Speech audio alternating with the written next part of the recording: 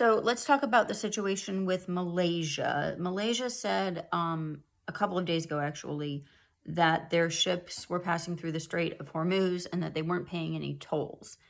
Now, the reason for that apparently is because they are doing what's called transshipment, where they're taking Iranian oil and then they're buying off the Iranians and taking Iranian oil out.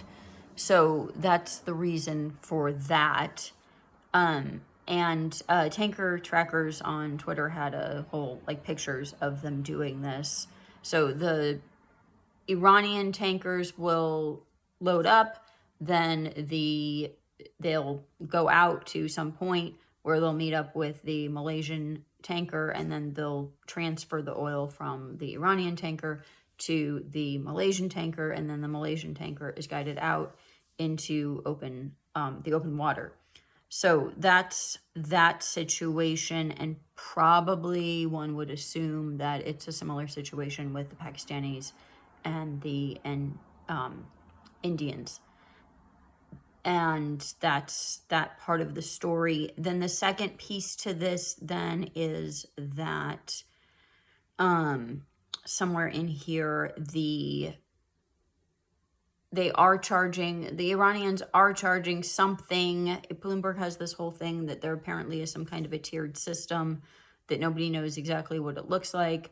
And that again, they're paying the bidding starts at $1 a barrel, which again, with the crossover, however you would say that, the money, it's kind of the fee is minimal at best if you think about how much the price of a barrel of oil has increased since the conflict started.